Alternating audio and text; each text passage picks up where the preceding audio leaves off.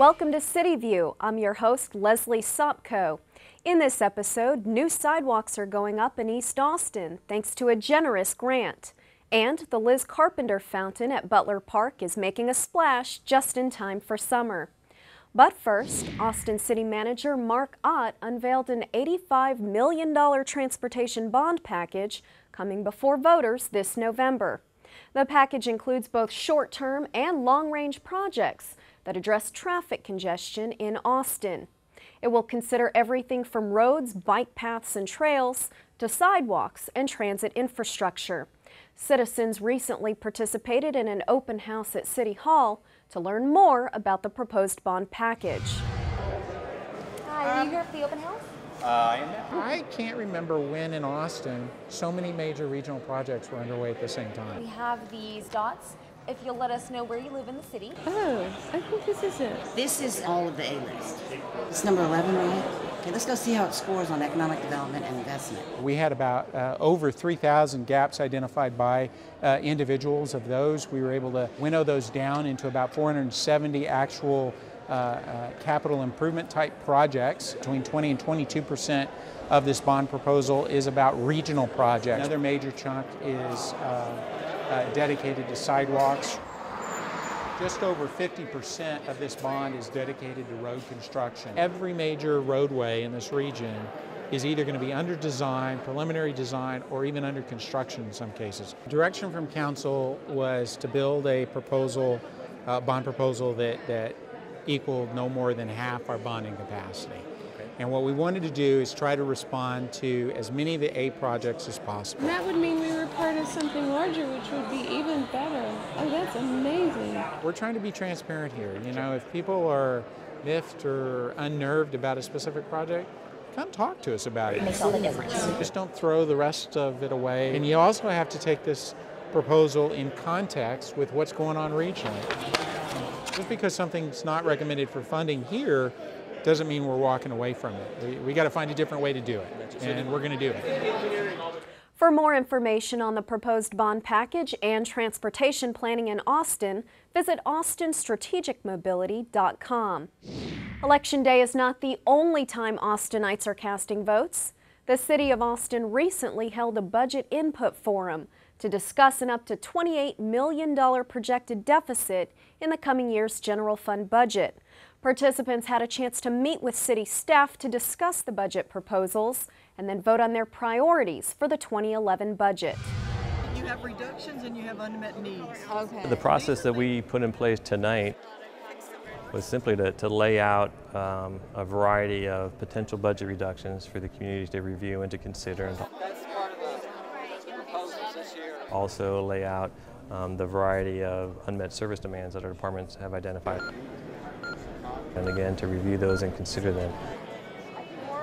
We had staff from all of our departments come down to the venue and set up booths, and people were given time to go around and talk to, interact with the different staff.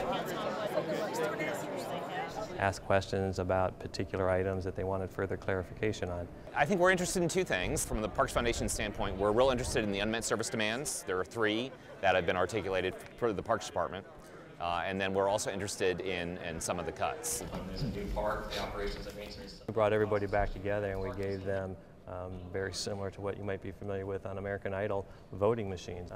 Folks from the community are going through these items one at a time. Item on your list is eliminating free co-sponsorships for community special events. Casting their votes for either this is something I would support cutting from the budget, 71% support. or this is something I would absolutely not support. And also on the other side, these are things that are very high priority for me to see added to the budget, or maybe they're not a priority at all. I love the interactive component. I've done this a couple times for a couple other meetings, and I know it's a good kind of instant kind of view as to what the participants are thinking or not thinking, or what they know and don't know. The city's always been very accepting and interested in what people want, and I think they try to listen to different viewpoints and do the best they can to please as many people as they can with the money they have. Citizens can still vote online for which city services are most important to them by visiting cityofaustin.org/budget. 4 sidewalks are being reconstructed in Central East Austin with $250,000 in grant money, plus a match from the City of Austin for a total of $500,000. These projects were rated by the Public Works Department and members of the community as among the top 25 sidewalk projects for the city. City leaders came together for the opening of one of the new sidewalks.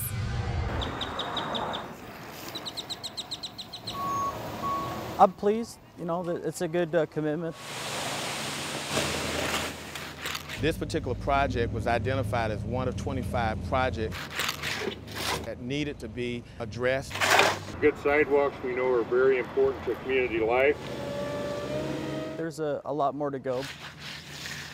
Unfortunately, when there's not a sidewalk, I can't step off into the grass.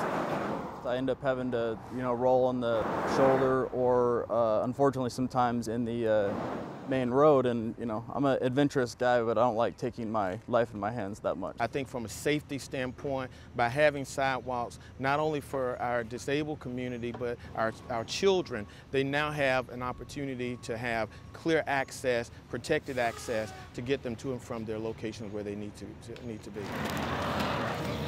I think we're very fortunate to be doing a number of infrastructure-related activities in Central East Austin.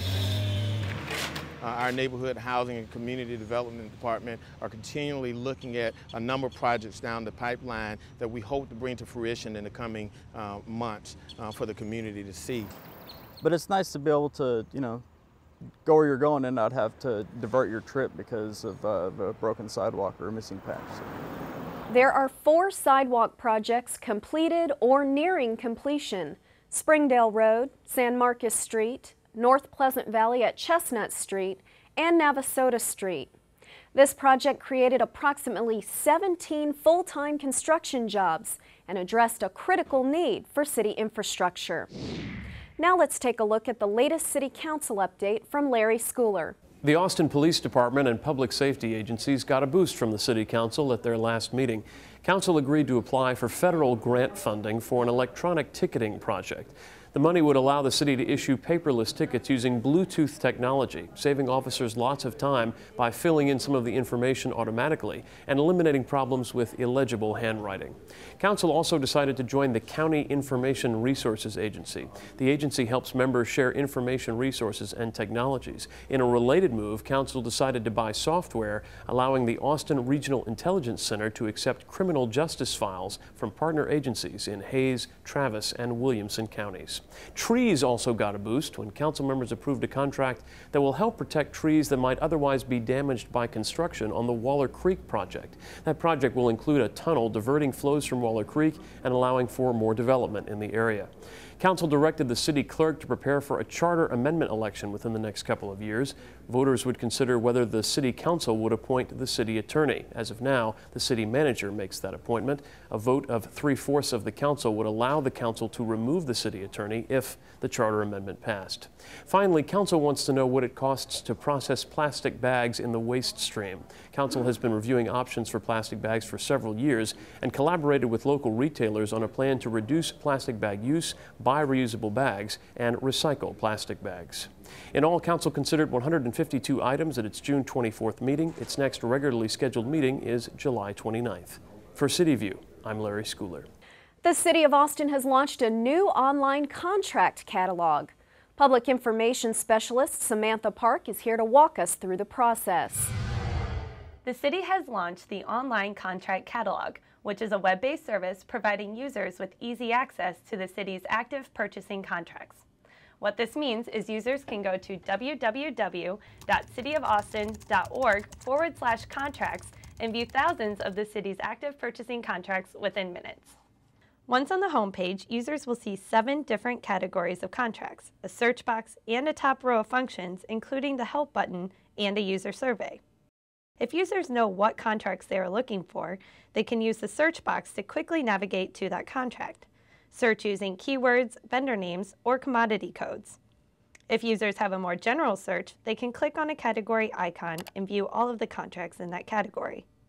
Once users find the contract they are looking for, they will see the full contract details, including vendor information, expiration date, total dollars authorized, and total dollars expended.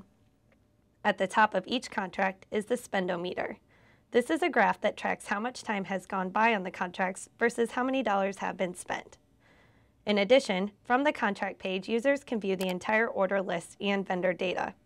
The contracts will be updated weekly by city staff. If at any point while using the website users need help, there is a help function at the top of the site with a user tutorial. When users are finished using the online contract catalog, they are encouraged to take the user survey, also located at the top of the site, to help develop future endeavors. The online contract catalog is another step the city is taking to maintain a transparent and accountable government. Well, park goers will be happy to hear that the Liz Carpenter Fountain at Butler Park has reopened. This is the fountain near Palmer Events Center that has served as a popular play area for children. It was recently closed for a water filtration system upgrade. Here's a look at what the city is doing to keep the fountain clean. Summer has definitely hit Austin. They kind of surprise you sometimes, huh? It's an extremely popular feature. Let me take one more picture of y'all in the middle. Because it's hot, they wanted to go someplace where they can cool off, and this is a great destination for that. Get on the other side so it's in front of you when I take the picture. New code requirements came out May 1st, 2010 that address the operation of splash pads and fountains. We knew it had closed down because of the sanitation problem. You missed the baby pools. Yeah, they had to do that for sanitation reasons. Instead of just incorporating one component to bring this up to the minimum standards, we've actually incorporated 3 components to bring it up to a higher level. We were able to go in and do some short-term fixes to get this thing up and running again. It's a fun spot. It's just a nice, relaxing place to take the kids. It's also relaxing for the parents. Everyone's highly visible. We did wait for it to come open again, and when it did, we were here that day. We have hundreds, sometimes thousands of people coming through this facility every day. And again, our ultimate goal is to provide increased filtration, to bring this standard up to even a higher level. There's a lot of options here in Austin, and that's why we love our city so much, because parks are a priority. But we're glad it's back. We're glad it's here. The department is still researching long-term solutions that won't require such frequent maintenance, but will still improve the filtration. Channel 6 had a very special visit to our studios during the City of Austin's annual Take Our Children to Work Day. We met some bright minds eager to learn about what goes into producing a television broadcast. Take a look. Notice that it's just like a sports team. It's very, very much a team sport. Pull this handle, say, and dissolve to opening graphic. Dissolve to opening graphic. Pull it. There you go. There's cameras, there's 4 in the Board and Commissions room, and we got 8 in the chambers. If you've seen the chamber so far, there's 8. So you can control all these cameras that are set up in those rooms from this one control panel? Yes. See, look, she's watching it in the room. You're watching. Is she still looking at herself? Well, she hasn't gone to the camera yet. If she pops it up, camera 1, I'll go in there. Anyway, when I play that opening, I'll say camera 1, go ahead and get the presenter, and the presenter will open it up. But you want to hit number 1, it'll go to the next one on her right. Watch. What? Yeah, hit 1. See? Watch it go. Really? See, it's looking right at us. That's known as pan left, and you're panning right. I didn't do that. You're tilting up, tilting down. He just uses the joystick, just like a video game. Thanks for coming by, you guys. Sure was nice to meet you. And that's all for this edition of CityView. I'm your host, Leslie Sopko. Our next episode premieres Friday, July 9th. Thanks for watching.